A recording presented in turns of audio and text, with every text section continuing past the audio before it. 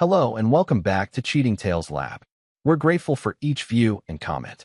Tell us, from which country or city are you watching today? We enjoy connecting with our global audience. Now, let's dive into today's story. Chapter 1, Foundations. Colin Mercer wiped sweat from his brow as he inspected the foundation of his latest construction project. At 42, his weathered hands bore the calluses of a man who had built everything he owned from the ground up. The afternoon sun beat down on the Denver construction site as his phone buzzed in his pocket. Mercer Construction, he answered, his voice carrying the natural authority that had earned him respect throughout Colorado's building industry.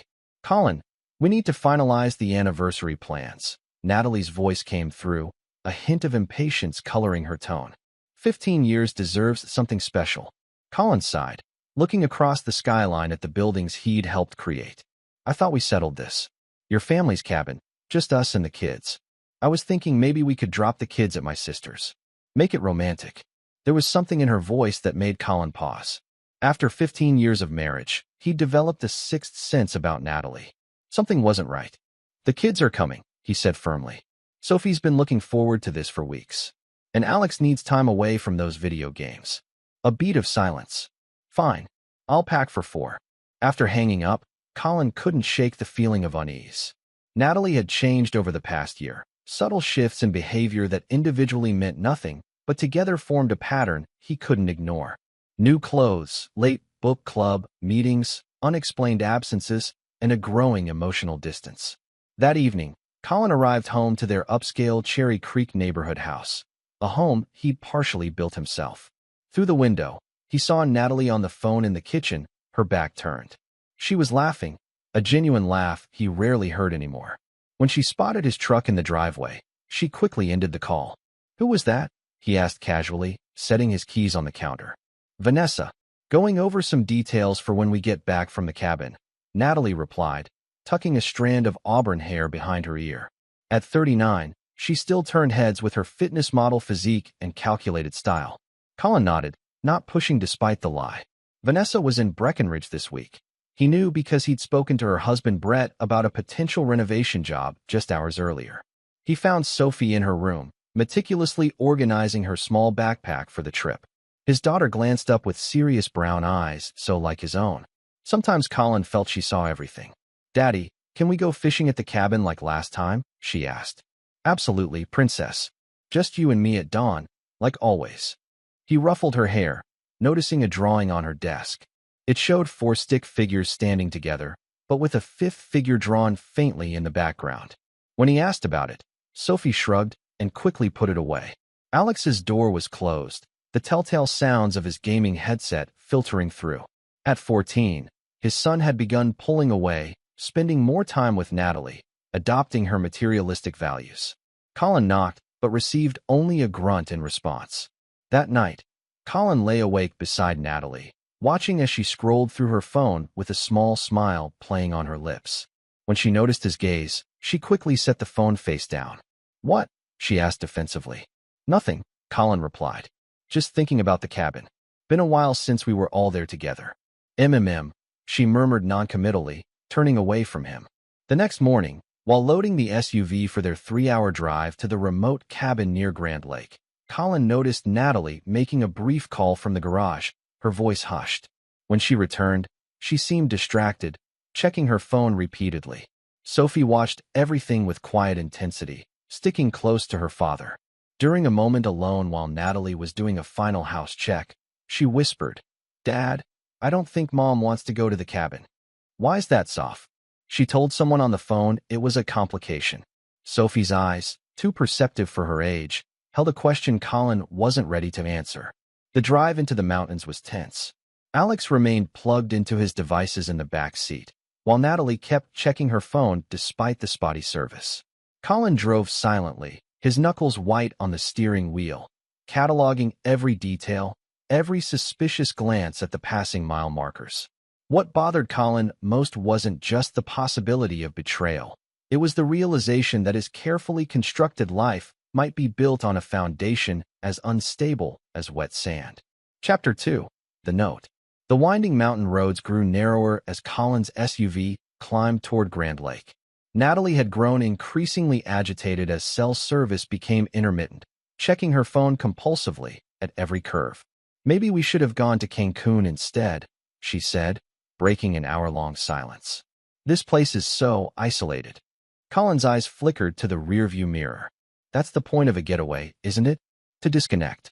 In the back seat, Sophie met her father's gaze in the mirror, a silent communication passing between them. She had been unusually quiet, her small notebook in her lap, where she'd been scribbling instead of playing her usual card games. Alex removed one earbud. How much longer? I'm starving. About 40 minutes, Colin replied. We'll stop at the general store first. Stock up before heading to the cabin. Natalie's phone chimed with a text, a brief moment of service. Her reaction was subtle but unmistakable. A quick intake of breath, a flush creeping up her neck, fingers moving rapidly to reply before the signal disappeared again. Work? Colin asked casually. Vanessa, Natalie lied smoothly, making sure we arrived safely.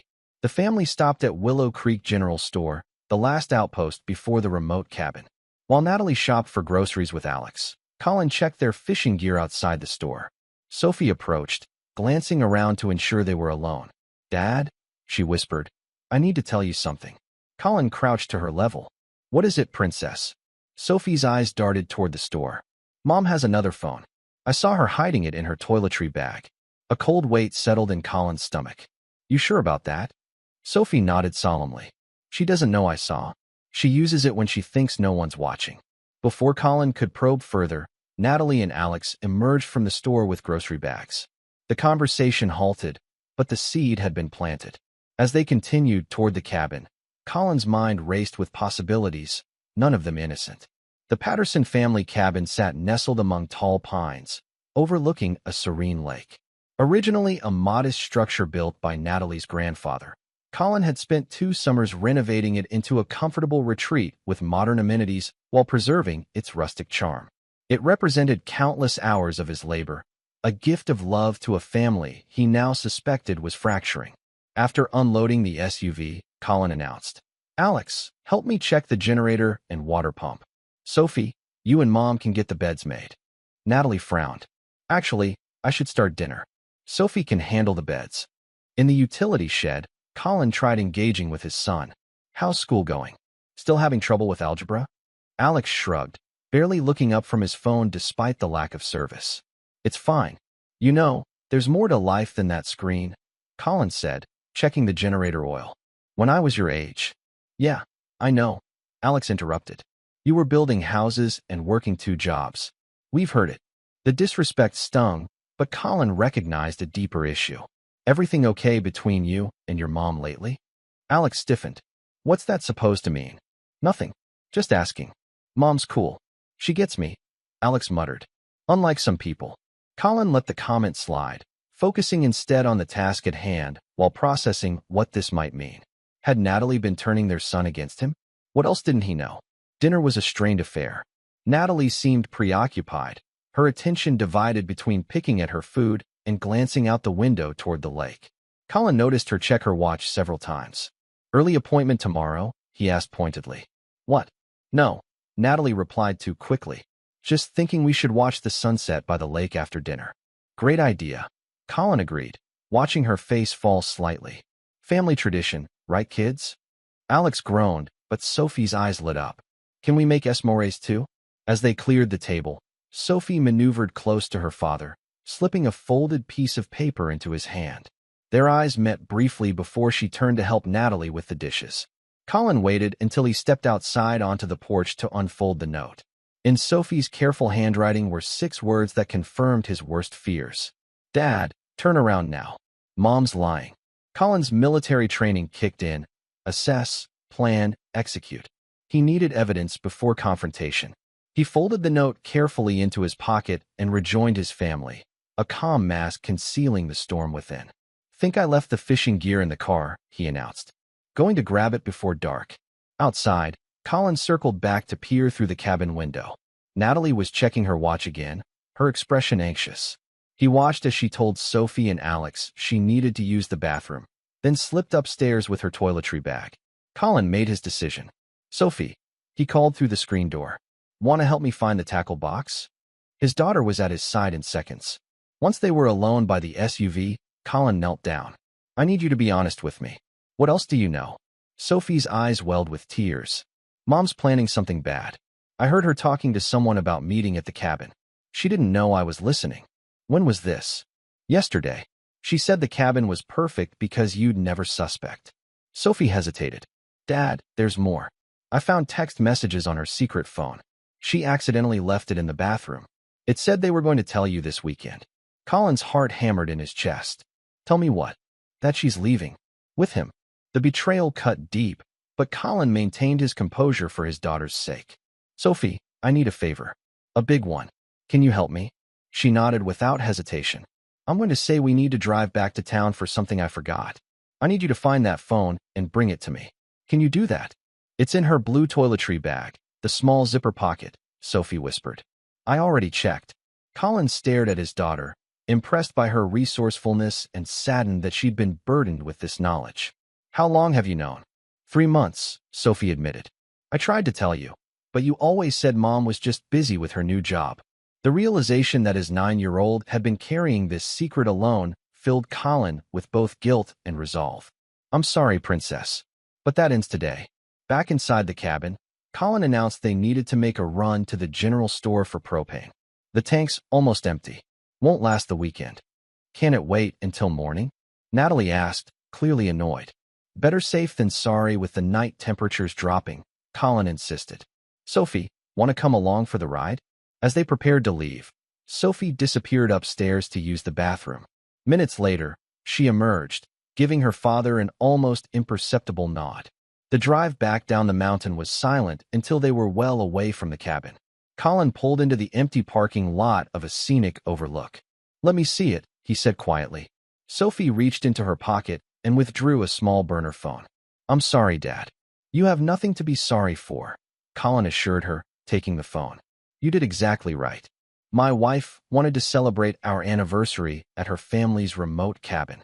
On the drive there, my 9-year-old daughter passed me a note. It said, Dad, turn around now. I made an excuse to stop. In the gas station bathroom, she showed me Mom's other phone, and what I saw made me sick. Chapter 3, Revelations. The bathroom of the Willow Creek gas station smelled of pine cleaner and neglect.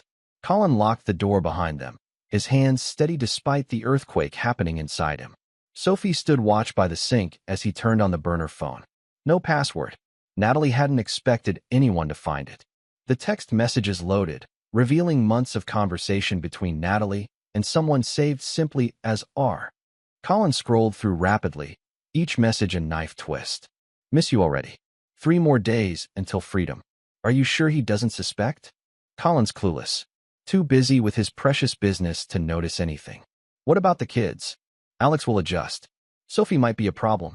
Too attached to her father. The most recent messages outlined their plan. Ryan Patterson, Natalie's brother-in-law and Vanessa's husband, would arrive at the cabin tomorrow night while Colin took the kids fishing. They would confront Colin together, tell him about their 2-year affair, and announce they were leaving together. They'd already secured an apartment in Phoenix. Ryan, his wife's sister's husband, a man who had sat at their dinner table, played with their children, accepted Colin's help with renovating his own home. The betrayal was exponential. Dad, Sophie's small voice broke through his shock. Are you okay? Colin composed himself, shielding his daughter from the depths of his rage. I'm fine, Princess. You did good. What are we going to do? Colin considered their options. The tactical part of his brain, honed during his years as a Marine before building his construction empire, was already formulating a response. But first, he needed more information. We're going to get some ice cream, he said calmly, pocketing the phone. And make a plan. At the small diner adjacent to the gas station, Colin bought Sophie a sundae while he made 2 calls from his own phone, stepping outside briefly. When he returned, his expression was controlled, revealing nothing of the storm within. Sophie, I need you to be brave a little longer, he said, sliding into the booth. We're going back to the cabin, and we're going to act like nothing's wrong. But Mom and Uncle Ryan. I know, but sometimes in life, you need to gather all the facts before you act. Colin leaned forward. This is important. Can you trust me? Sophie nodded, her spoon pausing midway to her mouth. Are you and Mom getting divorced? The question hit him like a physical blow. I don't know yet. But no matter what, you and Alex will always be my priority. Understand. Back at the cabin, Natalie was pacing the living room. What took so long? I was about to call. She stopped, realizing the absurdity of the statement with no cell service. Line at the store. Colin lied smoothly. Had to wait for them to bring more propane from the back. That night, Colin lay awake beside his wife, listening to her breathing, wondering how many nights she'd lain beside him thinking of another man. The woman he'd built his life around, the mother of his children, was a stranger. The burner phone, now hidden in his fishing tackle box, contained not just texts but photos. Intimate photos. Evidence of rendezvous in hotels while Colin thought Natalie was at client meetings for her boutique marketing job. Plans for their new life using money from their joint accounts. Morning brought forced normalcy. Colin suggested taking the kids fishing at dawn as planned, but Natalie suddenly insisted on joining them, something she'd never done before. Since when do you fish? Colin asked, raising an eyebrow as he prepared the gear. It's our anniversary weekend. I want to try new things, she replied with a smile that didn't reach her eyes. Colin recognized the tactic. She was buying time, preventing him from being alone with the kids. As they walked to the lake, Sophie stayed close to her father. Alex trudged ahead, still sullen but at least away from his devices. Colin noted Natalie checking her watch again. Expecting someone? He asked casually. Her head snapped up. What? No, just checking how much daylight we have. The fishing expedition was cut short when Natalie claimed a headache. Back at the cabin, Colin watched as she took 2 aspirin, then retreated upstairs to rest, but not before checking her hidden pocket where the burner phone should have been. Her momentary panic was visible only to Colin, who was watching for it. Kids, why don't you explore the trails a bit? Stay within shouting distance, Colin suggested once Natalie was upstairs. When they were gone, he made another call, keeping his voice low. Diana? It's Colin Mercer. I need that information now. Yes, all of it. Diana Frost, a private investigator Colin had hired after Sophie's revelation at the gas station, confirmed what the phone had suggested. The affair had been ongoing for 2 years. Ryan had been embezzling from his financial consulting firm to fund their planned escape. Most devastating was the discovery that Alex knew. Not everything, but enough. Natalie had been priming him, telling him that Colin was controlling, that they deserved better. When the kids returned from their hike, Colin pulled Alex aside. Son, we need to talk. Alex's defiance was immediate. About what? About why you've been so angry with me. About what Mom has told you. The boy's face paled. She didn't tell me anything. Alex, Colin said firmly, I know about Ryan. I know Mom's been talking to you about leaving. Tears filled the boy's eyes. She said you try to keep us. That you take everything from her. Colin controlled his anger. Has your mother ever known me to be unfair? To be cruel? Alex looked away. No. I built this family with everything I have. I would never abandon you or your sister. Colin placed his hands on his son's shoulders. But I need the truth. All of it. Slowly, Alex revealed what he knew. Natalie had told him they would be starting fresh with Ryan, who would be a better match for their family. She'd promised Alex a new school where he could reinvent himself, free from his reputation as the contractor's son. Did she say when this was happening? Colin asked. After this trip, Alex admitted. She said we should enjoy one last weekend as a family. For memories. The sheer calculation of it all hardened Colin's resolve. His wife and her lover had plotted not just to destroy his marriage, but to steal his children and bankrupt him in the process. As evening approached, Colin noticed Natalie growing increasingly anxious, checking out the window toward the long driveway. She'd changed into a new outfit, applied makeup, and opened wine, setting the stage. Kids, time for a movie in the loft, Colin announced, giving them a significant look. Big screen, popcorn, the works. Once they were upstairs, Colin poured himself a glass of whiskey and sat opposite his wife at the kitchen table. 15 years, he said quietly. 15 years, Natalie. She set down her wine glass. What's that supposed to mean? It means I know. Colin's voice was controlled, dangerous in its restraint. I know about Ryan. I know about Phoenix. I know about the money you've been moving from our accounts. Natalie's face cycled through shock, denial, and finally cold calculation. How long have you known? Long enough. The sound of tires on gravel interrupted them. Headlights swept across the cabin windows as a vehicle approached. Perfect timing, Colin said, taking another sip of whiskey. Right on schedule. Natalie stood abruptly. Colin, let me explain. Save it for the attorneys, he cut her off. But first, let's welcome our guest, shall we? Chapter 4, Calculated Moves. The headlights illuminated the cabin windows as Ryan's Range Rover pulled up outside. Natalie's eyes darted between Colin and the door, panic rising in her expression. Colin, please, she started. Please what? His voice remained unnervingly calm. Please don't make a scene. Please let you destroy our family quietly. A knock at the door. 3 confident raps. Colin stood, straightening his shoulders. Should I get that, or would you prefer to welcome your lover yourself? The color drained from Natalie's face. The kids are upstairs, watching a movie with headphones on. All part of the plan, right? Colin moved toward the door. Your plan was to have this conversation with me. Well, now we'll have it. He opened the door to reveal Ryan Patterson, tall, tanned, dressed in expensive casual wear that screamed aspiring wealth more than actual success. For a moment, Ryan's practiced smile faltered as he registered Colin's presence instead of Natalie's. Colin, he recovered quickly. I thought you'd be out with the kids. Change of plans. Colin stepped aside. Come in. We were just talking about you. Ryan entered with the confidence of a man who believed he held all the cards. The same confidence Colin had seen in opponents who didn't realize they'd already lost. Natalie, Ryan acknowledged with a nod, maintaining a facade of casualness. Thought we agreed on timing. She didn't have much choice, Colin interrupted. Hard to coordinate when your burner phone goes missing. Ryan's eyes widened fractionally before his expression smoothed over. I don't know what you're talking about. Colin pulled the phone from his pocket, tossing it onto the coffee table. 2 years of messages say otherwise. Rather explicit ones, at that. The 3 adults stood in a triangle of tension, the comfortable cabin suddenly feeling like a cage. Colin, Natalie found her voice, switching tactics from denial to reasonableness. We didn't want it to happen this way. We were going to tell you tomorrow, properly. With dignity. Dignity. Colin laughed, a sound devoid of humor. Is that what you call planning to take my children across state lines? Draining our accounts? Turning my son against me? Ryan took a step forward, hands raised placatingly. Look, we should all calm down. We're adults here. These things happen. These things. Colin's voice dropped dangerously. You mean screwing your wife's sister? Betraying your brother-in-law? Those things? Ryan's jaw tightened. Natalie and I didn't choose this. It just happened. For 2 years? With hotel receipts, secret phones, and an apartment lease in Phoenix? Colin shook his head. That's not just happening. That's calculated betrayal. A creak on the stairs interrupted them. Sophie stood halfway down, her small face solemn. Dad?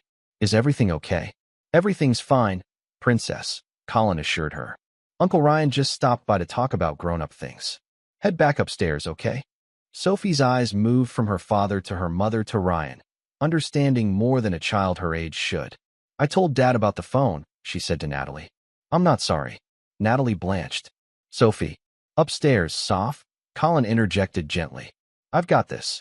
After Sophie reluctantly retreated, Colin turned back to the adulterers. Here's what's going to happen. Ryan, you're going to leave. Now, Natalie, you can go with him if you want, but the kids stay with me tonight. You can't decide that, Natalie protested. They're my children too. Should have thought about that before planning to kidnap them to Arizona. Colin replied evenly. Don't worry, we'll sort out custody arrangements through proper channels. Unless you'd prefer I call the police about the financial improprieties I've discovered. Ryan tensed. What financial improprieties? The ones Diana Frost documented, Colin said, referring to the private investigator.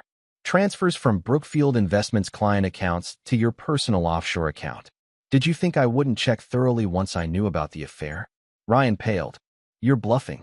Colin pulled out his phone, displaying a series of transaction records. $300,000 over 18 months. Creative accounting, but not creative enough. The revelation left Ryan speechless. Natalie looked between the 2 men, her carefully constructed future crumbling. You set us up, she accused Colin. This whole cabin trip was your idea, Colin reminded her. I just played along once Sophie showed me what was really happening. Ryan recovered, anger replacing shock. You can't prove anything without exposing your own investigation methods. Private investigators accessing financial records? That's not exactly legal either. Colin smiled thinly. I don't need to prove anything in court. Yet. Right now, I just need you both to understand the situation. You're not holding any cards here. He pulled out another document from his jacket pocket. This is a record of every dollar removed from our joint accounts over the past year. Funds that were contractually designated for our children's education and our business operations. Natalie's breathing quickened. I had every right. To steal from your children? Colin finished. A judge might disagree, especially when they see the text discussing how to hide assets during the divorce you were planning.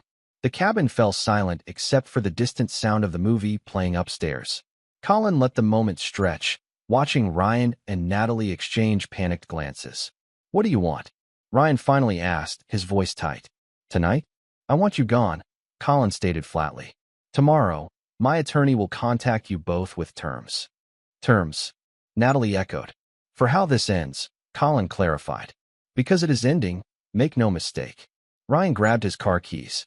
This is bullshit. Natalie, get your things. We're leaving. The kids, she began. Stay with me, Colin said firmly.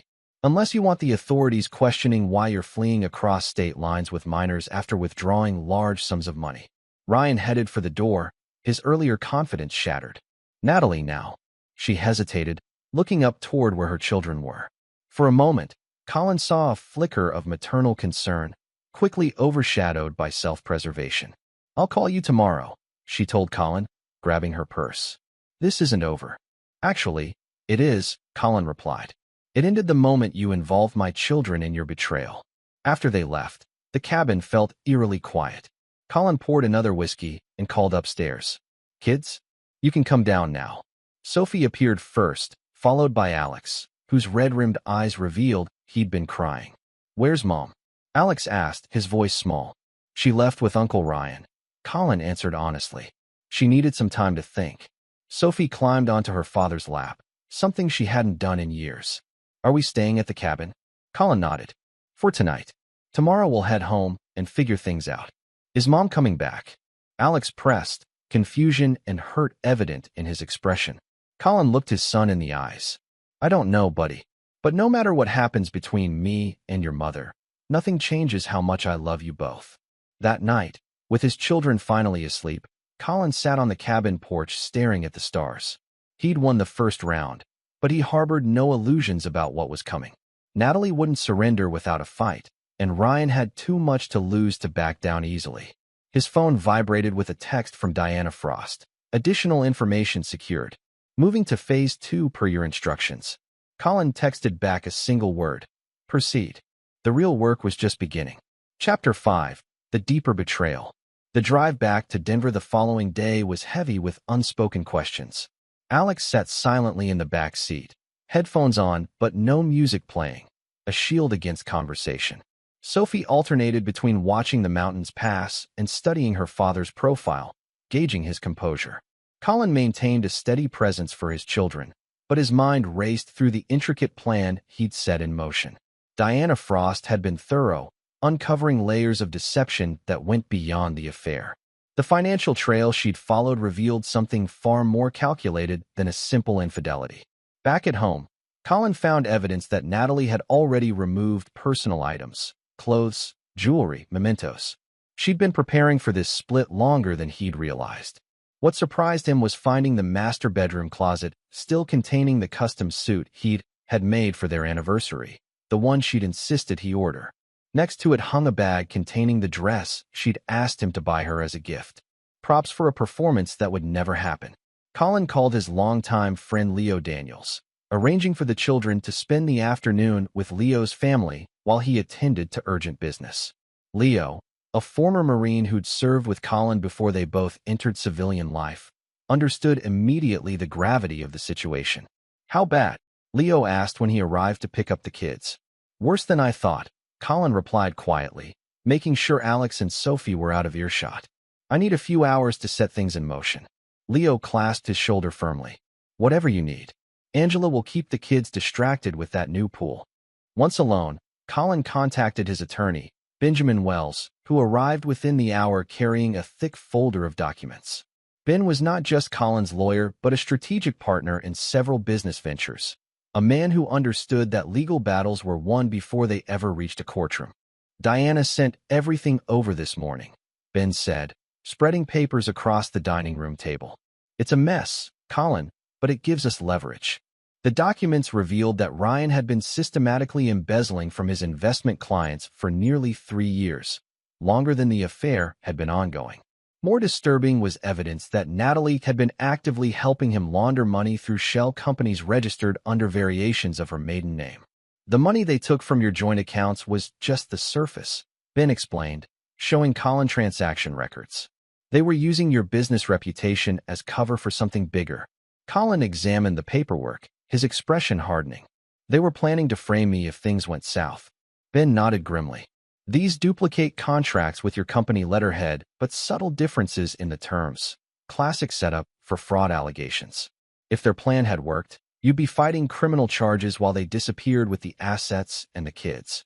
The discovery that his wife had not only betrayed their marriage, but had actively participated in setting him up for financial ruin and potential imprisonment ignited something cold and methodical in Colin's mind. Options? He asked simply. Ben outlined several approaches, from immediate legal action to more strategic countermoves. The problem is, going public means exposing everything, including their allegations against you, fabricated as they are. The investigation alone could damage your business reputation, and the kids would be caught in the crossfire, Colin added, thinking of how Alex was already struggling. They were interrupted by the doorbell. When Colin answered, he found Vanessa Patterson on his doorstep, her expression a mixture of fury and anguish. "Where is he?" she demanded, pushing past Colin into the foyer. "Where's my husband?" Colin led her to the living room. Offering her a seat, she refused to take. "I assume you figured it out. Figured out that my sister and my husband have been." Vanessa couldn't finish the sentence. "Ryan didn't come home last night. Natalie's not answering my calls. Then I found records of an apartment lease in Phoenix with both their names." "When did you discover this?" Colin asked, studying her closely. "This morning," Vanessa replied, her voice breaking. "I came straight here. I thought maybe it was a mistake, that there was some explanation." "There isn't," Colin interrupted gently. "It's been going on for 2 years, Vanessa. I only confirmed it myself yesterday." Vanessa collapsed onto the sofa, her composure crumbling. 2 years? How could I not have seen it? "We see what we expect to see," Colin said, pouring her a glass of water. "The question is, what do you plan to do now?"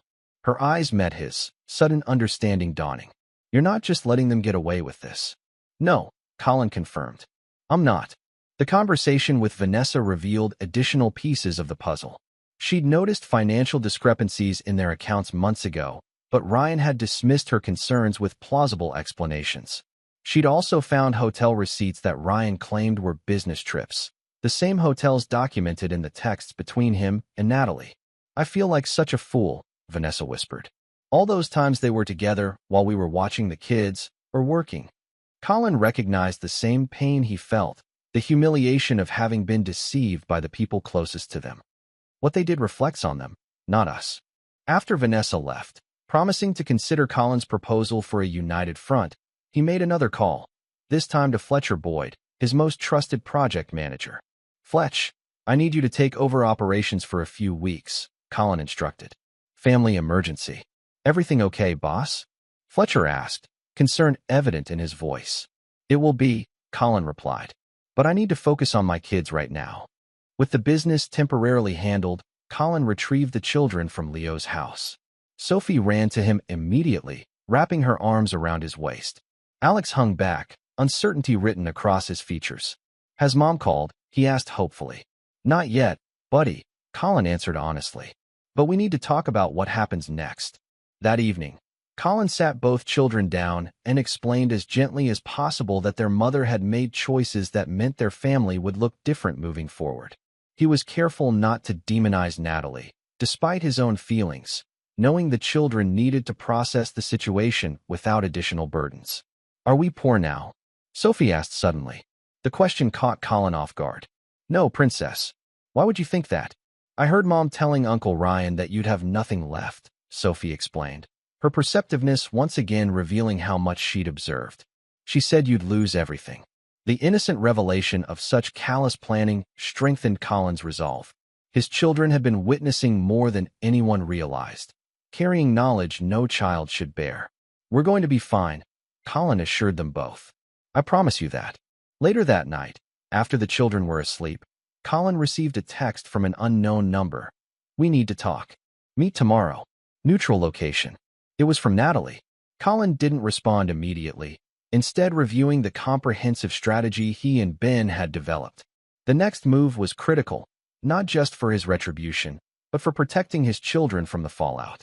He finally replied with a time and location. A coffee shop in a busy shopping center where their conversation would need to remain civil. Then he called Diana Frost again. I need surveillance on a meeting, he instructed. And I need to know who else Natalie contacts between now and then. Diana's response was professional and immediate. Already on it. Regarding the financial records you asked about, we've found the connection. Sending details now. The information that appeared in Colin's email minutes later confirmed his suspicions. The betrayal went beyond the personal. It was a calculated destruction of everything he'd built, orchestrated by the woman who had once vowed to stand beside him.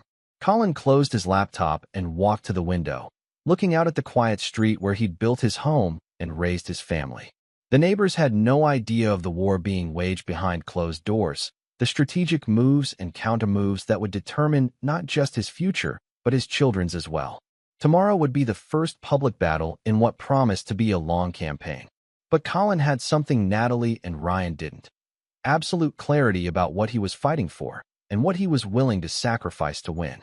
As he turned from the window, his phone chimed with a message from Ben. Documents filed. Clock starts tomorrow. Colin allowed himself a grim smile. Natalie thought she was arranging a negotiation. She had no idea she was walking into an ambush of her own making. Chapter 6. The trap is set. The Denver Coffee Collective buzzed with morning activity when Colin arrived 15 minutes early for his meeting with Natalie. He chose a table in the corner, visible enough to discourage a scene, but private enough for conversation. Diana Frost sat 3 tables away, appearing absorbed in her laptop, but strategically positioned to observe and record if necessary. Colin spotted Natalie the moment she entered. She dressed carefully in a conservative blue dress that projected an image of the wronged party rather than the betrayer. Her eyes scanned the coffee shop, momentarily widening when she noticed Diana before focusing on Colin. Who's your friend? Natalie asked as she sat down, nodding toward Diana. Insurance, Colin replied simply. You didn't come alone either. He gestured subtly toward the window where Ryan sat in his Range Rover across the street, pretending to be on a phone call, but watching the coffee shop intently. Ryan is concerned for my safety, Natalie said defensively. After how you behaved at the cabin. Let's skip the performance, Colin interrupted. We both know why we're here. Natalie's carefully composed expression faltered before she regained control. The children need stability. This hostile approach isn't helping anyone. Interesting coming from the woman who planned to disappear with them to Arizona, Colin noted. But you're right about one thing, they do need stability. That's non-negotiable. Natalie leaned forward. I'm their mother, Colin. Courts favor mothers. Usually, Colin acknowledged. But courts also take a dim view of parents involved in financial fraud who attempt to flee state lines with children during divorce proceedings. The color drained from Natalie's face. You're bluffing. Colin slid a manila envelope across the table. These were filed with the court this morning. Emergency custody petition based on flight risk and criminal investigation. Natalie opened the envelope with trembling fingers, scanning the documents inside. Her expression shifted from confidence to shock to calculation as she processed the legal maneuver. This won't stand, she said finally. We have explanations for everything. Character witnesses. You're just trying to intimidate me. Am I? Colin asked mildly. Page 4 might interest you. The judge granted the temporary order. I have sole physical custody until the hearing next week. You can have supervised visitation until then. Natalie's composure cracked. You can't do this. The children need me. They needed you when you were planning to uproot them from their school, friends, and family for your affair, Colin countered. They needed you when you were willing to destroy their father to cover your tracks. It wasn't like that, Natalie protested. lowering her voice as nearby patrons glanced their way. "Ryan and we fell in love. These things happen. Love doesn't involve embezzlement and fraud," Colin replied evenly. "Or setting up your children's father to take the fall for your crimes." Natalie's eyes darted around the coffee shop, calculating her options. "What do you want, Colin? Money? The house? Name your price." The suggestion that everything, their marriage, their family, his relationship with his children, could be reduced to a transaction confirmed everything Colin needed to know about the woman he'd married. "I want my children protected," he stated. "I want what's rightfully theirs secured. And I want you and Ryan to face the consequences of your actions." Natalie's expression hardened. "Ryan has connections. Powerful ones. You're a contractor with some local success, Colin. Don't overestimate your position." "Interesting you should mention his connections," Colin replied, sliding another document across the table. "Like Senator Weber, whose campaign funds were among those Ryan misappropriated. Or Douglas Hamilton at First Federal, who's already cooperating with investigators to save himself." The names visibly shook Natalie. "How did you?" "Diana is very thorough," Colin explained, nodding toward the PI. "And people like Ryan always leave trails when they think they're too clever to be caught." Natalie glanced toward the window where Ryan was now standing beside his vehicle, watching intently. Her hand moved toward her purse. "Before you text him to come rescue you," Colin said, "you should know that Ben Wells is meeting with the district attorney right now. The only question is whether you're going down with Ryan or cutting a deal." "A deal," Natalie repeated, her attention suddenly focused. Colin laid out his terms. Natalie would relinquish primary custody, agree to supervised visitation until a psychological evaluation deemed it appropriate for more, surrender all claims to his business assets, and cooperate with authorities regarding Ryan's financial crimes. "In exchange," Colin concluded, "I won't pursue charges against you directly, provided the money taken from our accounts is returned.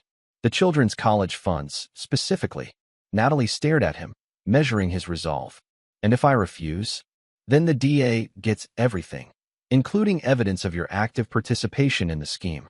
The text messages where you suggested using my business as cover. The forged documents with my signature that you notarized yourself." For the first time, genuine fear showed in Natalie's eyes. "You'd send me to prison? The mother of your children?" "You were willing to send me there," Colin reminded her. "The difference is, I'm offering you a way out. For the kids' sake, not yours." The coffee shop had grown quieter, as if the other patrons sensed the gravity of the conversation happening in the corner. Natalie's phone buzzed with a text from Ryan, visible on the screen. "Everything okay?" "It's your choice," Colin said, standing to leave. "Ben will contact your attorney with the formal offer. You have 24 hours before we proceed with the criminal complaint." As Colin walked past Diana's table, he gave a subtle nod. She would monitor Natalie, tracking her next moves. Outside, Colin deliberately walked past Ryan's Range Rover, making eye contact with the man who had helped destroy his marriage. Ryan rolled down his window. "This isn't over, Mercer." "Actually, for you, it is," Colin replied calmly. "The only question is how hard you fall." Back at home, Colin found Leo supervising the children in the backyard. Alex was showing surprising patience teaching Sophie how to shoot baskets, his earlier sullenness temporarily replaced by brotherly affection. "How'd it go?" Leo asked as Colin joined him on the patio. "Phase 1 complete," Colin answered. "Now we wait." The waiting didn't last long. By evening, Colin had received calls from 2 attorneys. Natalie's hastily retained divorce lawyer attempting to negotiate better terms, and Ryan's criminal defense attorney seeking information about what evidence might exist. Colin directed both to Ben Wells, maintaining the disciplined approach that had served him throughout his career. When emotional decisions were required, he made them with his children's long-term welfare as the only consideration. 3 days later, the hammer fell. Federal agents arrested Ryan Patterson at his office, charging him with wire fraud, embezzlement, and money laundering. The news spread quickly through Denver's business community, including to Alex, who learned about it from a classmate's text before Colin could explain. The confrontation that followed tested Colin's resolve to protect his children from the uglier aspects of the situation. "You got Uncle Ryan arrested," Alex accused, storming into Colin's home office. "Mom called. She said you're trying to destroy them because you're jealous." Colin set aside the contracts he'd been reviewing. "Sit down, Alex." "No." You're ruining everything, the boy shouted, tears welling in his eyes. Mom says once you calm down, we can all be adults about this. She says you're being vindictive. Alex, Colin said firmly. Sit down. Something in his father's tone penetrated Alex's anger. He dropped into the chair opposite the desk, his teenage defiance warring with the respect Colin had always commanded. Uncle Ryan was arrested because he stole money from his clients, Colin explained calmly, including your college fund. That has nothing to do with his relationship with your mother. Mom says you're making it all up, Alex countered, though with less conviction. Colin unlocked his desk drawer and removed a file, sliding it across to his son. These are bank statements showing transfers from your education account to an offshore account in the Caymans. This is your mother's signature authorizing those transfers.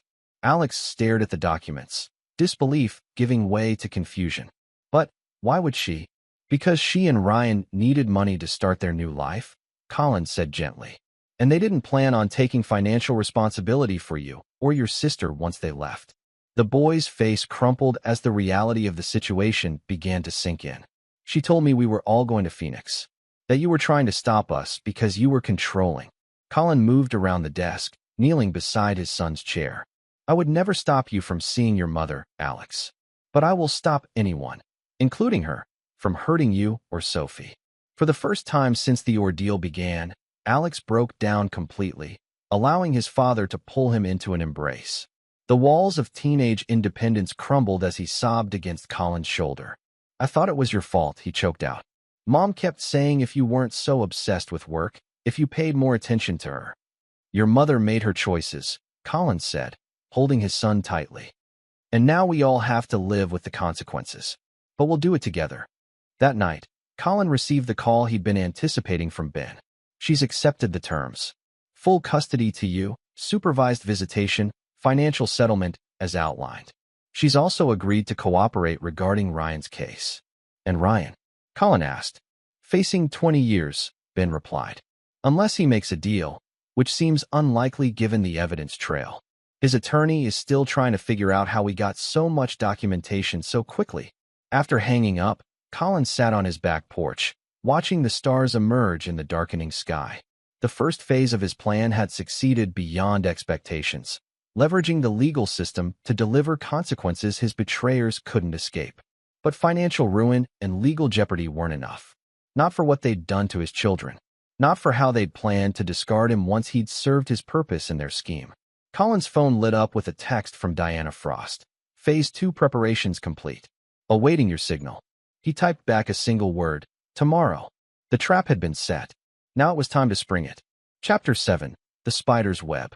2 weeks after Ryan's arrest, the media frenzy had begun to subside. The financial scandal had made headlines across Colorado. Prominent investment advisor arrested, wealthy clients defrauded, connections to political figures exposed. Ryan remained in federal custody, denied bail due to flight risk after prosecutors revealed the Arizona apartment lease and evidence of inquiries about non-extradition countries. Natalie had retreated to a small rented condo across town. Her social media accounts suddenly silent after years of curated posts showcasing their perfect family life. Her cooperation with authorities had spared her criminal charges, but her reputation in their social circle was destroyed. The carefully crafted image she'd maintained had shattered, revealing the calculated manipulator beneath. Colin had maintained a dignified silence throughout, focused on stabilizing his children's lives and ensuring his business continued to operate smoothly. To the outside world, he appeared to be the wronged husband handling adversity with admirable restraint. Exactly the impression he wanted to create. Few understood that Colin was merely setting the stage for what came next. On a rainy Tuesday morning, Colin sat in Ben Wells' office reviewing final paperwork for the divorce settlement. Natalie had relinquished nearly everything in exchange for immunity and a modest monthly stipend that would allow her to maintain a middle-class lifestyle. Far from the luxury she'd become accustomed to, but better than a prison cell. She signed everything, Ben confirmed, sliding the documents across his desk. Full custody is yours, with supervised visitation twice monthly until the family court evaluator approves a change. All financial terms as we outlined. Colin nodded, signing where indicated. Any word from her attorney about the visitation schedule? That's the interesting part, Ben replied, leaning back in his chair. She's requested a delay of the first visit. Claims she needs time to process everything before seeing the children. Process her failure, you mean? Colin said coolly. Delay granted. The kids need stability right now, not her dramatics. After concluding the meeting, Colin drove to a nondescript office building on the outskirts of Denver where Diana Frost operated her investigation firm.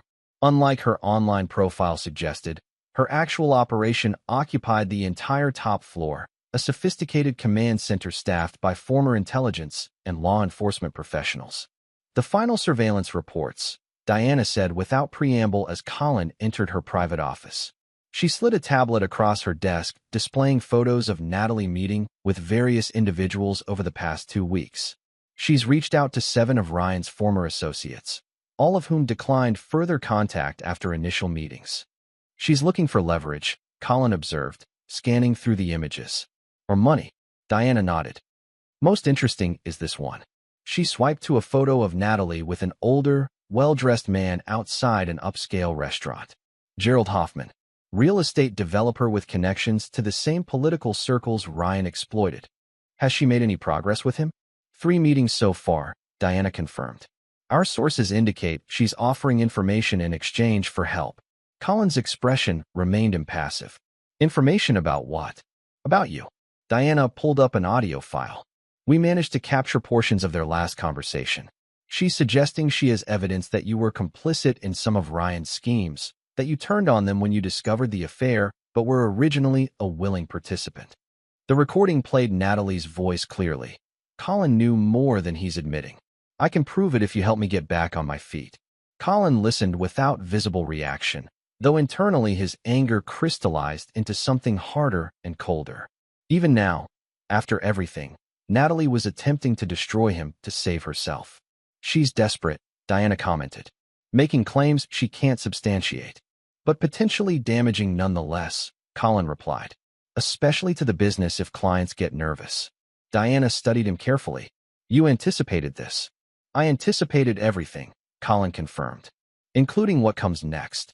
From his briefcase, Colin withdrew a sealed envelope which he placed on Diana's desk. This contains final payment for your services, plus the bonus we discussed. Your work has been exemplary. Diana didn't touch the envelope. Phase 2 moves forward tonight. Yes, Colin said simply. Everything is prepared. Diana nodded, pulling up a detailed file on her computer. Your friend Leo has handled the physical arrangements as specified. The digital infrastructure is in place. Timing will be critical. It always is, Colin replied, standing to leave.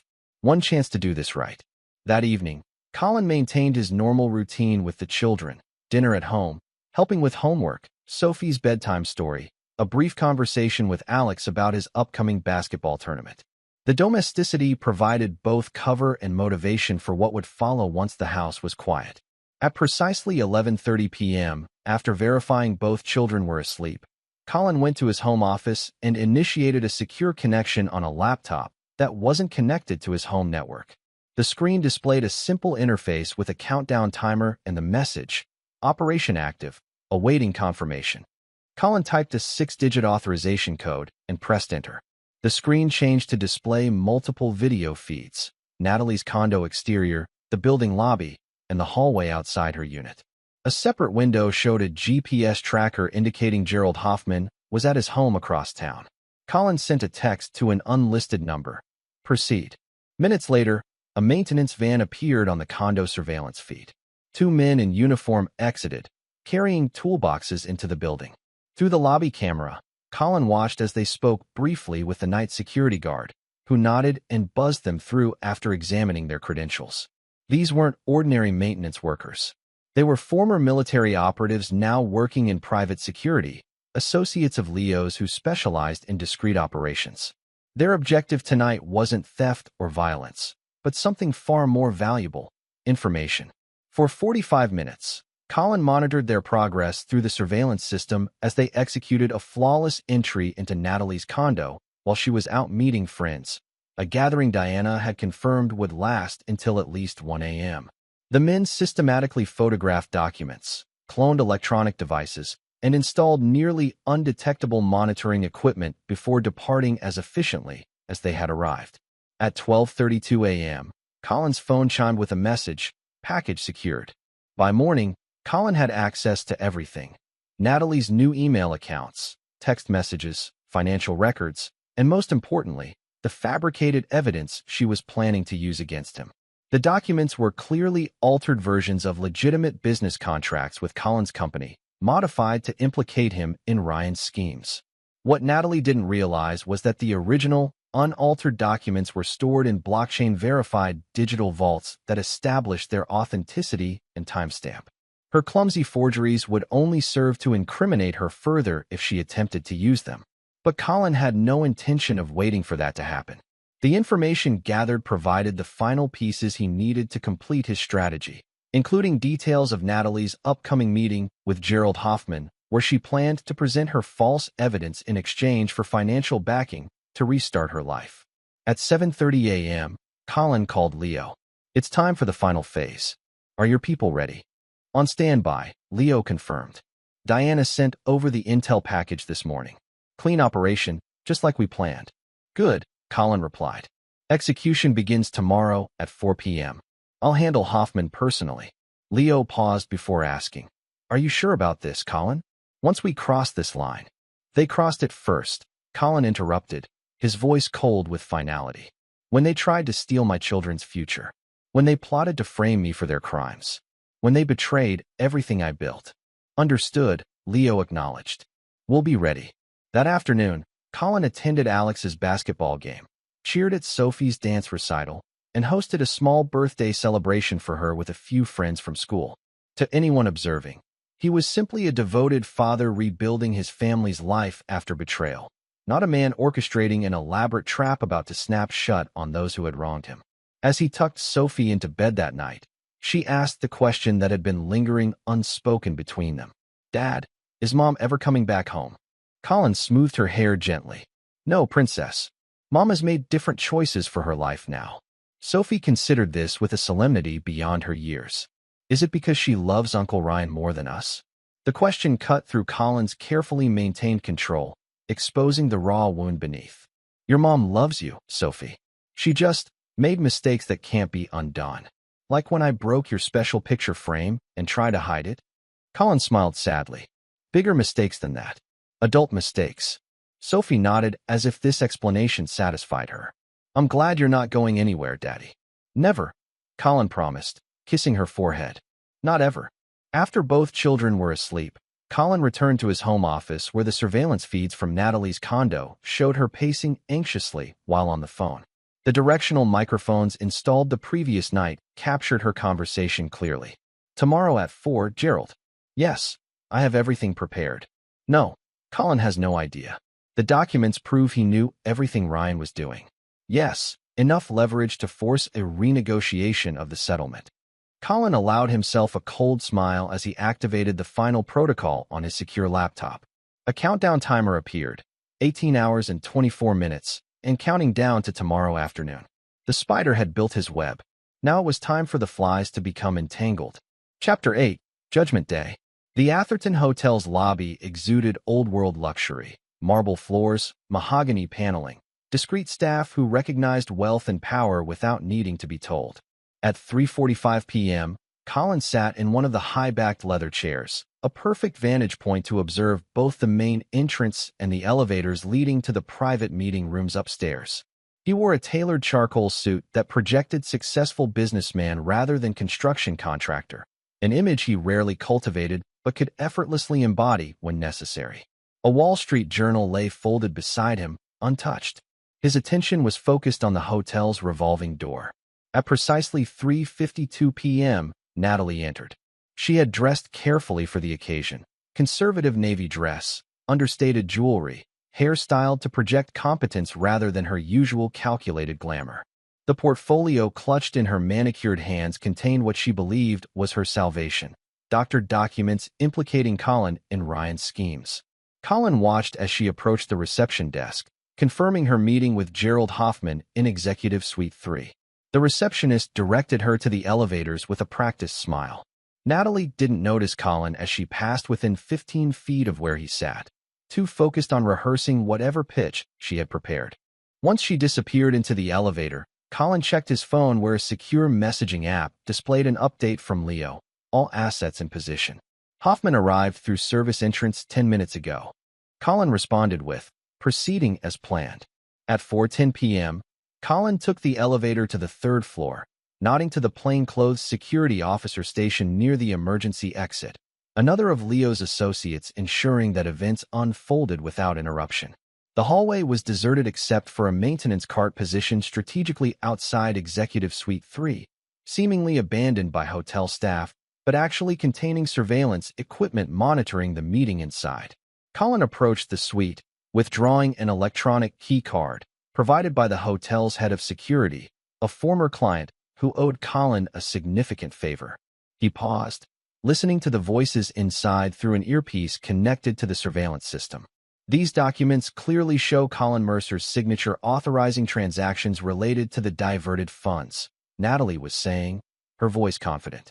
He was fully aware of Ryan's activities, but turned on him when he discovered our relationship. Gerald Hoffman's response was measured, skeptical. These are serious allegations, Mrs. Mercer.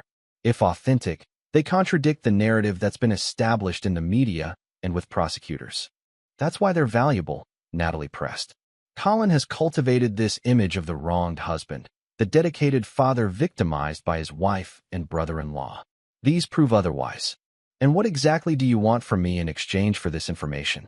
Hoffman asked. Financial backing to restart my life, Natalie replied without hesitation. And your connections to force a renegotiation of my divorce settlement. The trap was set. Colin swiped the key card, entering the suite without knocking. Natalie's face registered shock, then fear, as Colin walked calmly into the room. Hoffman, a silver-haired man in his 60s with the weathered features of someone comfortable with power, showed only mild surprise. I believe I'm right on time, Colin said pleasantly, as if he'd been invited. Colin, Natalie gasped, instinctively gathering the documents spread across the table. How did you? Mr. Hoffman and I have mutual interests, Colin interrupted, extending his hand to the older man. Thank you for arranging this meeting. Hoffman stood, shaking Colin's hand firmly. Mr. Mercer, your reputation precedes you. Natalie looked between the two men, comprehension dawning slowly. You know each other. Not personally, until today, Colin clarified, taking a seat at the table. But Mr. Hoffman contacted my attorney yesterday after you approached him with your proposition. The color drained from Natalie's face. Gerald, whatever he's told you. Please, Hoffman raised a hand, silencing her. I've known Thomas Patterson, Ryan's father, for 30 years. When his daughter-in-law approached me claiming to have evidence contradicting everything the authorities have established, I did my due diligence. This is a setup, Natalie accused, standing abruptly. I'm leaving. I wouldn't, Colin advised calmly. Not unless you want to explain those forged documents to the FBI agents currently waiting in the lobby. As if on cue, Colin's phone displayed a text from Diana, federal agents on standby. Evidence package delivered. Natalie sank back into her chair, the reality of her situation becoming clear. You planned this. I planned for everything, Colin corrected, including your attempts to frame me after your own immunity deal was secured. Hoffman leaned forward. Mrs. Mercer, I agreed to this meeting not to help you, but to understand the full extent of the situation affecting a family I've known for decades. What I've witnessed today confirms everything Mr. Mercer told me, which is, Natalie challenged, that you're willing to destroy anyone, including the father of your children, to save yourself, Hoffman stated flatly. The documents you presented are obvious forgeries. Coming here today wasn't just foolish. It constitutes attempted fraud and violates your immunity agreement. Colin placed his own folder on the table. These are the original, blockchain-verified contracts with immutable timestamps. Alongside them are records of your activities since Ryan's arrest, including your meetings with his former associates and your explicit statements about fabricating evidence against me. Natalie's facade finally crumbled completely. What do you want from me, Colin? Haven't you taken enough? I've taken nothing that wasn't rightfully mine or our children's, Colin replied, his voice devoid of emotion. But you're right. This meeting isn't about taking more. It's about ensuring you understand your position going forward. He slid a document across the table, a modified custody agreement with terms even more restrictive than the original. You'll sign this now, relinquishing all visitation rights until a court-appointed psychiatrist certifies you're no longer a detrimental influence on our children. You'll also sign a sworn affidavit confirming that the documents you presented today are forgeries created by you alone. And if I refuse? Natalie asked, though her voice lacked conviction.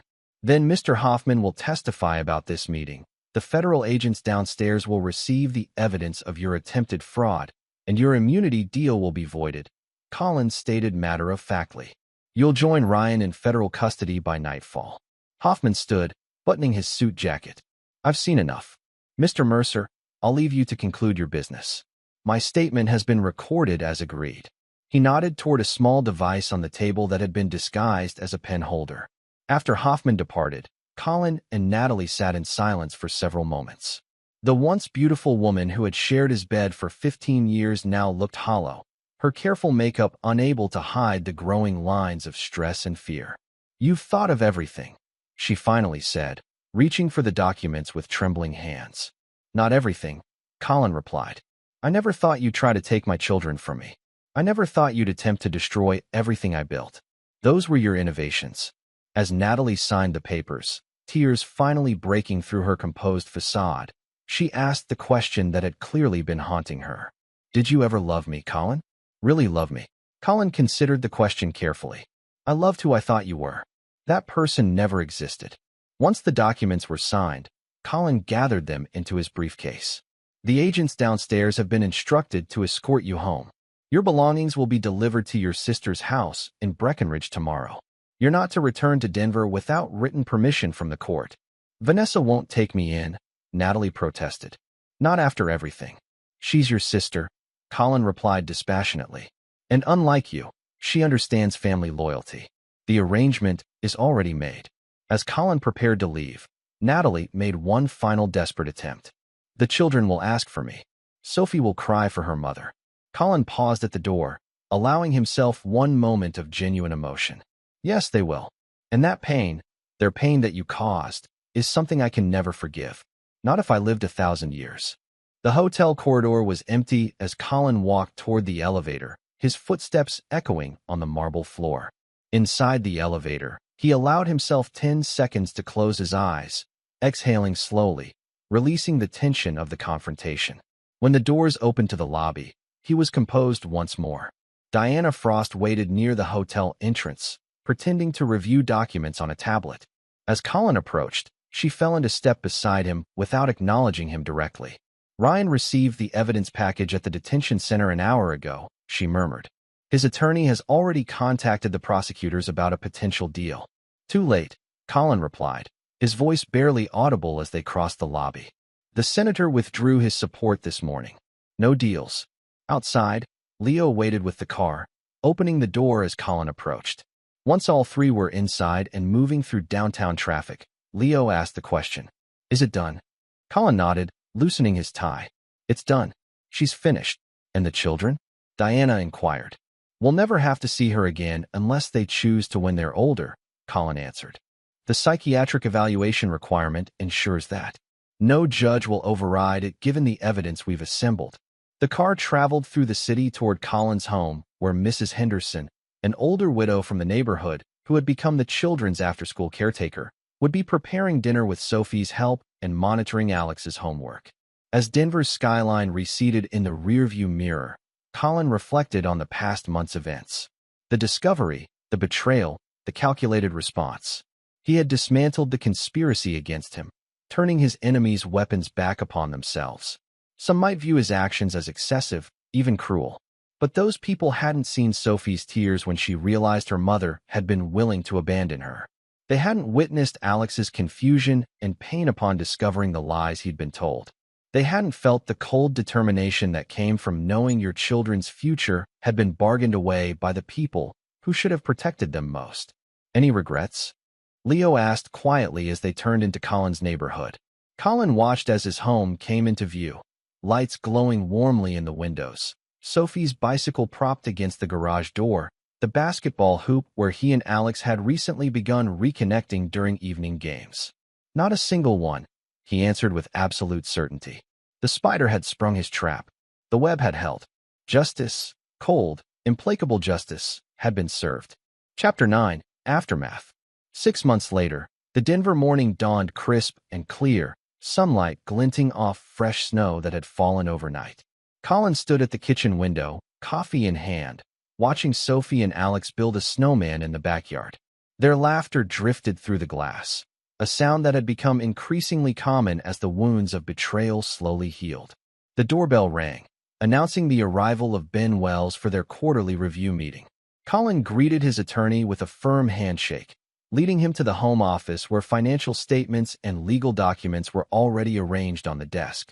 "The business is thriving," Ben observed, reviewing the quarterly reports. "3 new major contracts since New Year's. The scandal hasn't affected your reputation after all. If anything, it enhanced it," Colin replied, taking his seat behind the desk. "Clients appreciate knowing who they're dealing with, someone who won't tolerate dishonesty at any level." Ben nodded, moving to the more personal matters. "Ryan's sentencing is next week. Prosecutors are pushing for the maximum.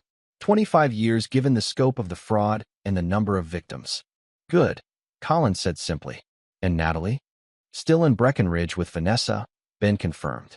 "The court-appointed psychiatrist submitted his 3rd evaluation yesterday." He slid a folder across the desk. "He continues to recommend against resuming visitation. Cites her persistent attempts to shift blame and inability to acknowledge the damage her actions caused to the children." Colin reviewed the report without visible emotion, though internally he felt a grim satisfaction. The system he had carefully manipulated was continuing to deliver exactly the outcome he had designed. "She's requested another hearing," Ben continued. "Judge Winters has denied it. Says he needs to see substantial change before reconsidering the custody arrangement." "Which won't happen," Colin noted. "Not with what we know about her continuing contacts with Ryan through intermediaries." Ben raised an eyebrow. "Diana is still monitoring?" "Some things are worth the ongoing expense," Colin replied. "The children's safety isn't negotiable." After concluding their business, Colin walked Ben to the door. As they passed the living room, Ben paused to look at the family photos on the mantel. New ones showing Colin with the children at various activities, their faces happier and more relaxed than in earlier pictures. "You've rebuilt well," Ben observed. "Not many could have managed this outcome from such a disaster." Colin's expression remained neutral. "I protected what matters. Nothing more." After Ben's departure, Colin joined his children in the backyard. Sophie immediately dragged him into their snowman construction project, directing him to find suitable sticks for arms while Alex worked on packing snow for the head. "Dad, can we invite Uncle Leo and his family for dinner tonight?" Alex asked, his relationship with Colin having strengthened considerably over the months. The boy who had once been sullen and distant now sought his father's approval and company regularly. "Sure," Colin agreed, helping position the snowman's head. "I'll call him after we finish this masterpiece." Sophie worked with serious concentration, her creativity flourishing in the months since the separation. The therapist Colin had engaged for both children had noted her resilience, along with her tendency to process emotions through art and imaginative play. "Dad, does Mom ever ask about us?" she asked suddenly, catching Colin off guard with the directness of the question. Colin crouched to her level, choosing his words carefully. "She does. She asks the judge and the doctors when she can see you again. But she doesn't call," Sophie observed, "or send letters." "The court has rules about that right now," Colin explained, maintaining the careful narrative he'd established. "Remember Dr. Martinez talked about this? Mom needs to get better first." Sophie considered this, then nodded solemnly. "Like when you're sick and have to take all your medicine before you can go back to school." "Something like that," Colin agreed, relieved at her acceptance of the explanation. Alex, now 14 and a half, wasn't as easily satisfied. Later that evening, after dinner with Leo's family, he approached Colin in the study where Colin was reviewing plans for a new project. "I found articles online," Alex said without preamble, "about Mom and Ryan, about what they did." Colin set aside the blueprints, giving his son his full attention. "I see. What questions do you have?" "They stole money," Alex stated. "From lots of people, and they were going to blame you for it." "Yes, Colin confirmed, seeing no reason to shield his son from facts he'd already discovered. They were. Alex struggled visibly with his next question. Would Mom really have let you go to prison, while she and Ryan took us to Arizona? Colin considered softening the truth, but decided against it. Alex deserved honesty. The evidence suggests that was their plan, yes. The boy sat heavily in the leather chair opposite Colin's desk, processing this confirmation of his mother's betrayal. How can someone change like that? She was our mom. She used to make pancakes on Sundays and help with school projects. People are complicated, Alex, Colin replied carefully. Sometimes they hide parts of themselves for years. Sometimes they change when tempted by things they think they want more than what they have. Did you hate her? Alex asked. When you found out. Colin paused, considering the depth of emotion he'd experienced in those first days after the discovery. I was angry, disappointed, hurt, but mostly, I was focused on protecting you and Sophie. By making sure she couldn't see us anymore? By making sure she couldn't hurt you anymore, Colin corrected gently. There's a difference. Alex nodded slowly. I used to be mad at you. For breaking up our family. For making Mom leave. I know, Colin acknowledged. That was a normal reaction. But it wasn't your fault, Alex continued, meeting his father's eyes directly. You didn't break anything. They did. The simple statement, delivered with teenage directness, struck Colin more powerfully than he expected. For months, he had executed his carefully calibrated revenge without allowing himself to fully process the emotional aftermath. Hearing his son's absolution broke something loose inside him. Not forgiveness for those who had betrayed him, but perhaps the beginning of freedom from the cold rage that had driven him. Thank you for saying that, Colin said quietly. Later that night, after both children were asleep, Colin sat on the back porch despite the cold, staring at the stars visible through breaks in the clouds. His phone buzzed with a text from Diana Frost. Final surveillance contract expires tomorrow. Renew. Colin considered the question. For 6 months, he had maintained comprehensive monitoring of Natalie's activities, partly as insurance against further schemes, partly as the final expression of his need for control in a situation that had once threatened to destroy everything. After several minutes of reflection, he typed his response. No renewal needed. Final report sufficient. The decision wasn't forgiveness. Colin Mercer did not forgive betrayal, but it was acknowledgement that the victory was complete. Natalie and Ryan would never recover from the destruction he had engineered. Their punishment would continue without his active participation. The next morning brought news that Ryan Patterson had attempted suicide in his cell after receiving word that his final appeal for leniency had been rejected.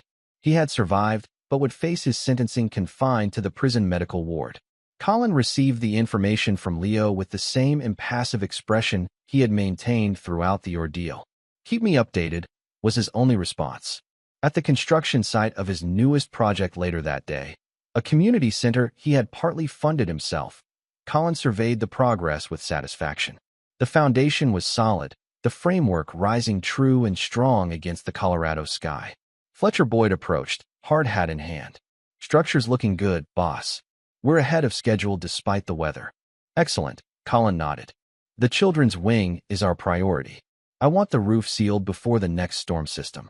As they walked the site, discussing technical details and material deliveries, Colin found himself genuinely engaged in the work for the first time in months. The constant vigilance, the execution of his revenge, had consumed mental energy he could now redirect toward building rather than destroying. That evening, as he helped Sophie with her science project, a model of the solar system that had overtaken the dining room table, he received a call from Vanessa Patterson. He stepped into the hallway to take it, his guard immediately raised. Colin, Vanessa's voice was strained. I thought you should hear this from me first. Natalie's gone. Gone where? He asked sharply. No one knows, Vanessa replied. She left a note saying she couldn't live with what she'd done anymore. Took her passport and the cash she had saved. The police are looking, but Colin processed this development, calculating the implications for his children, for the legal arrangements he'd so carefully constructed. When did this happen? Last night, Vanessa said, after she heard about Ryan's suicide attempt. I've already notified the court through her attorney. After ending the call, Colin stood motionless in the hallway, absorbing the news. Natalie's disappearance was the final act in their tragedy, neither victory nor defeat, but simply conclusion. Dad, Sophie called from the dining room. I need help with Neptune's rings. Coming, princess, he replied, setting aside thoughts of Natalie to focus on the daughter who needed him now. In the weeks that followed, life settled into new patterns. The police classified Natalie as a missing person but found no evidence of foul play. International border records eventually confirmed she had entered Mexico, then seemingly vanished, likely using the false identification documents Ryan had once procured for their planned escape. Colin explained her disappearance to the children as compassionately as possible, framing it as another symptom of their mother's problems rather than final abandonment. The family therapist helped them process their feelings, while Colin remained the constant, unfailing presence in their daily lives. 1 year to the day after the fateful trip to the cabin, Colin stood in his backyard watching his children play with neighborhood friends. A barbecue sizzled nearby, attended by Leo and his wife, while other guests, colleagues, neighbors, parents of the children's friends, mingled on the patio. Diana Frost appeared at his side, a rare social appearance for the usually private investigator. Quite a transformation, she observed, nodding toward Alex laughing with friends. A dramatic change from the angry, withdrawn boy of a year earlier. Children are resilient when they have stability, Colin replied. And their father? Is he resilient too? She asked perceptively. Colin considered the question seriously. I've been called many things. Ruthless, unforgiving, cold, but never weak. That's not what I asked, Diana noted. Colin watched as Sophie ran to show him her latest artwork, a family portrait showing just the three of them, standing together under a bright sun. I'm exactly who I need to be, he told Diana, accepting Sophie's drawing with genuine appreciation. Someone who protects what matters, whatever it takes. The evening wound down as the sun set over Denver, casting long shadows across the yard where a new life had been carefully constructed from the ruins of betrayal.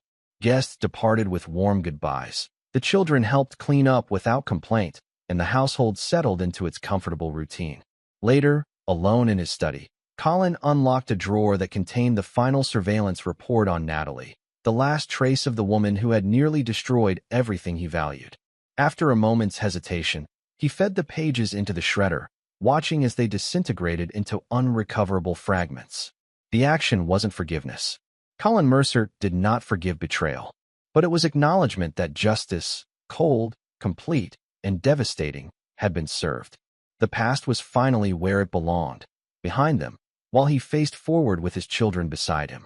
In the quiet of the evening, Colin Mercer closed the drawer on the remnants of what had been, and turned toward what would be, a future built with the same precision with which he had dismantled those who had dared to threaten what was his. Some would call it merciless. He simply called it justice. Cold justice. This is where our story comes to an end. Share your thoughts in the comments section. Thanks for your time. If you enjoy this story, please subscribe to this channel. Click on the video you see on the screen, and I will see you there.